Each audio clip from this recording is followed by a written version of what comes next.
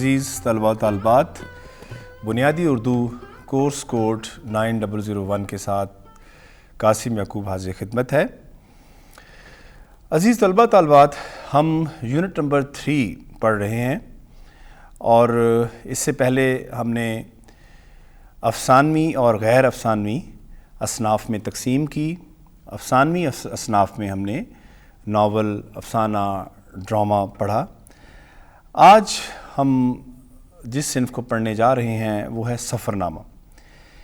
ये बड़ी दिलचस्प सिन्फ़ है और आप जानते हैं कि हर शख्स सफ़र करता है और सफ़र के हालात से आगाह भी होता है, लेकिन सफ़रनामा यानी सफ़र की रुदात लिखना ये हर आदमी के बस का मामला नहीं है। सफ़रनामा लिखना एक आर्ट है, एक फ़न है और इसके कुछ फ़नी तकाज़े हैं। आज हम इस पे तफसील से बात करेंगे और कुछ उर्दू की जो सफ़रनामा की अदबी रवायत है उसको भी जानने की कोशिश करेंगे।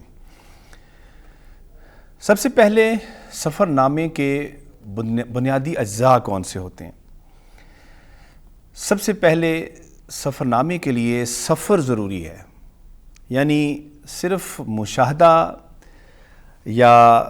मुशाहदा भी सिर्फ़ देख के वीडियो की फ़ॉर्म में या सुन के या ख़बर की शक्ल में मुशाहदा काफ़ी नहीं होता है, बल्कि इसके लिए सफ़र ज़रूरी है। सबसे पहला एलिमेंट या पहला उन्सर जो है वो है कि सफ़रनामा सफ़र की रुदात पर मुनहसर होता है। लिहाजा ऐसा शख्स जिसने सफ़र ही नहीं किया वो सफ़रनामा नहीं लिख सकता। महज ख़बर की बुनियाद पर, महज हक़ाइक़ की बुनियाद पर, महज मुताले की बुनियाद पर वो सफ़रनामा नहीं लिख सकता।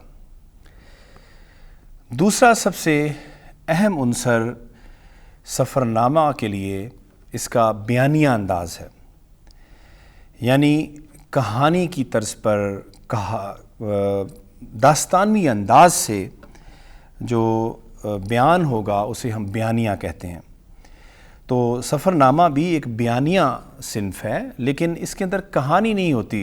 आपने ये याद रखना है कि सफ़रनामा के लिए कहानी यानी कहानी के जो अनासर हैं, जैसे हमने अफ़साना में और हमने नावल में देखा कि उसमें कहानी के जो बुनियादी अनासर हैं उसमें कहानीपन या किस्सापन होना लाजमी है, उसमें किरदार लाजमी हैं, उसमें तसादम बहुत ज़रूरी होता है, कहानी आगे बढ़ती है, कहानी अंजाम की तरफ जाती है, उसमें एक कहानी जो है वो कई कहानियों से मिल सकती है, बहुत से उसके अंदर अज्जा हो सकते हैं। लेकिन बयानिया सिन्फ़ यानी जिसमें कहावत हो, जिसमें कहानीपन हो, वो लाजमी नहीं है कि वो अफ़साने की तर्ज पर ही हो या नावल की तर्ज पर भी हो। वो कॉलम की शक्ल में भी लिखी जा सकती है, वो आपबीती की शक्ल में भी लिखी जा सकती है। इसी तरह बयानिया अंदाज़ जो है वो सफ़रनामा के लिए भी बहुत ज़रूरी है, यानी सफ़रनामा जो है वो किस तरह शुरू हो रहा है, उसमें कौन से किरदार हैं, वो किस तरह के वाक़यात से गुज़र रहे हैं, वो क्या बयान करना चाह रहे हैं और फिर वो किस तरह के नताइज सामने लेके आ रहे हैं, ये बयानिया सिन्फ़ से ही मुमकिन है। तीसरा बड़ा अहम उन्सर है जामियत और इख्तिसार। अज़ीज़ तलबा तालबात, ऐसा नहीं कि जो आप बयान कर रहे हैं, जो आपने मुशाहदा किया है, जो आपके पास मालूमात है, जो सफ़र शुरू होने से पहले जो आपके साथ जो बीतता रहा है, वो सब कुछ ज़रूरी नहीं है कि वो सफ़रनामे का हिस्सा भी बने। तो ये बहुत ज़रूरी उन्सर है कि आपने इख्तिसार से या जामियत से जो है वो सफ़रनामा लिखना है और एक इंतखाब जो है वो आपके सामने रहना चाहिए। और सबसे अहम उन्सर कि जोग्राफियाई महल वक़ू जो है वो बहुत ज़रूरी है। यानी आप जिस सफ़रनामे یا جو سفرنامہ آپ پیش کر رہے ہیں سفر کے اندر، سفرنامے کے اندر، آپ اس کا جغرافی ماحول بھی بتائیں. آپ وہ کیفیات بتائیں جس کے دوران سفر ہو رہا ہے. یعنی آپ جس جگہ پر موجود ہیں، جس مقام پر موجود ہیں، جو وقت کون سا ہے، اور اس وہاں کی ثقافت، بدو باش، رہن سہن، طرز زندگی، یہ سارا محل وقوع جو ہے یہ بیان کرنا بھی بہت ضروری ہوتا ہے.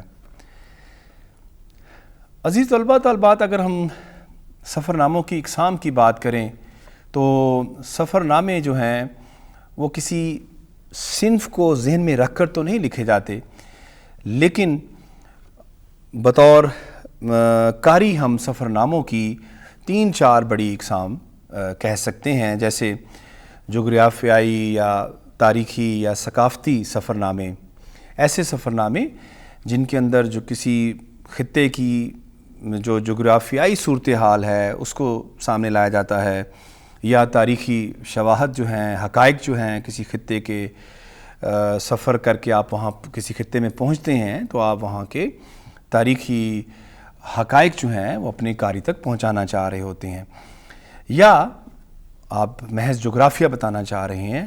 مثلا آپ کسی پہاڑی علاقے میں سفر کر رہے ہیں تو آپ پہاڑی جو جغرافیہ ہے وہ آپ اس کو بڑی تفصیل سے بیان کرتے ہیں. وہاں کے جھرنے ہیں، وہاں کی ندیاں ہیں، وہاں کا سبزہ ہے، وہاں کا جو لینڈسکیپ ہے آپ اس کو بیان کریں. اسی طرح آپ صحرائی علاقوں کے سفر نامے ہیں، اسی طرح دور دراز علاقوں کے سفر نامے جو آپ کے خطوں سے مختلف ہوتے ہیں، آپ ان کا جغرافیہ بیان کرتے ہیں. لہٰذا ہم ان کو ثقافتی، جغرافیائی یا تاریخی سفر نامے کہہ سکتے ہیں.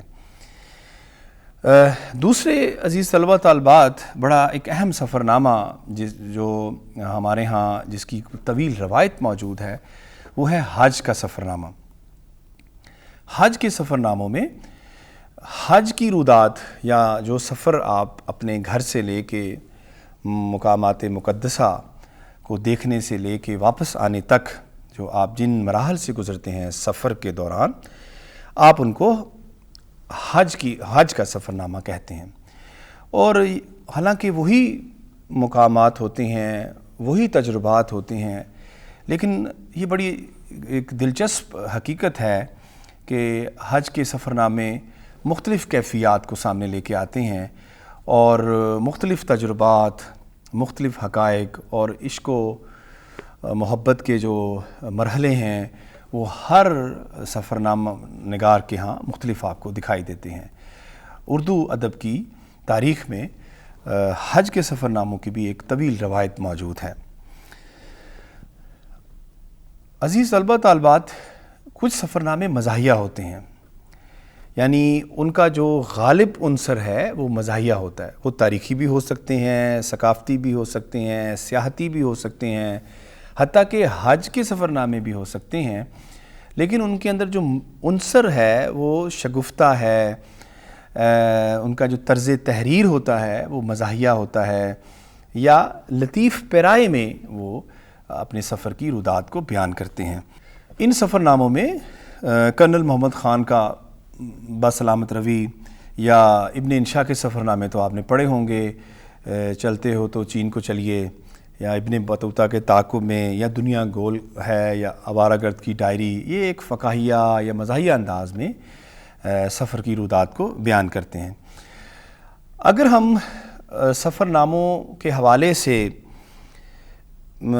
اس چیز کا بھی خیال رکھیں کہ سفر نامہ لکھتے ہوئے ہمیں یا سفر نامہ کن امور کا خیال رکھتے ہوئے لکھا جانا چاہیے، تو وہ بھی 4-5 بڑے اہم نکات ہیں، جس میں سب سے پہلا ہے انتخاب واقعات. یعنی کن واقعات کو آپ نے بیان کرنا ہے، کن واقعات کو چھوڑ دینا ہے. ایسا نہ ہو کہ بہت اہم واقعہ جو ہے سفر کے دوران جو پیش آیا ہے اور جس کا قاری کو بتانا ضروری تھا وہ سفر نامہ نگار نے چھوڑ دیا ہو. لہٰذا یہ بہت اہم مرحلہ ہوتا ہے کہ وہ کن واقعات کو بیان کرے. اور ایسے بہت سارے واقعات ہوتے ہیں جن کو بتانا ضروری نہیں ہوتا، وہ اگر بتا دیے جائیں تو وہ سفر نامے کی پوری جمالیات جو ہے وہ اس کو خراب کر سکتے ہیں۔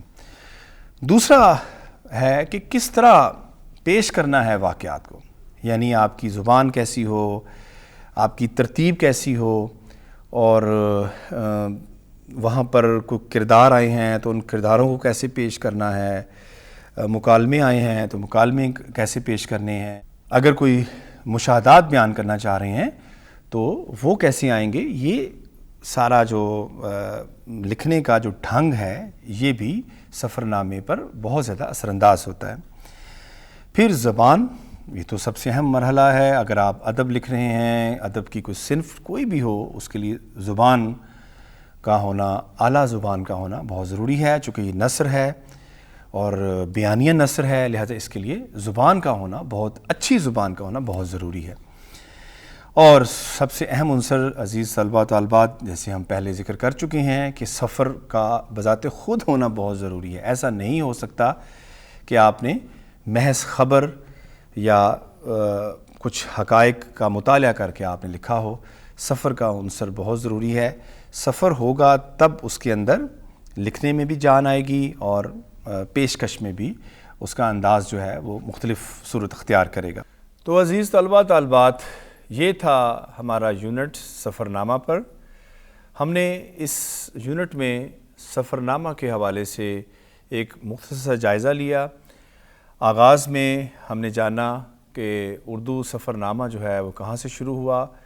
یوسف کمبل پوش جو تھے وہ پہلے اردو کے سفر نامہ نگار کہلاتے ہیں، اور پھر ایک 20ویں صدی میں ایک پوری روایت ہے اس صدی کے اندر جس میں بہت سارے سفر نامے لکھے گئے۔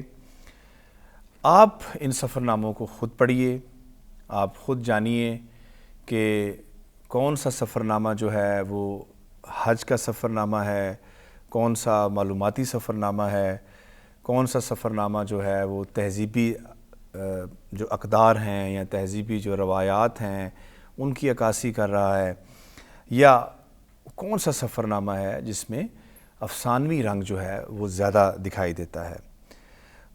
آپ ان سفر ناموں کا انتخاب خود بھی کر سکتے ہیں۔ ہماری جو کتاب ہے اس کتاب کے آخر پر ہم نے کچھ مجوزہ کتب دی ہیں، آپ ان کتب سے بھی رہنمائی لے سکتے ہیں۔ تو اس کے ساتھ ہی اجازت دیجیے، اگلے یونٹ میں ہم دوبارہ ملیں گے۔ خدا حافظ۔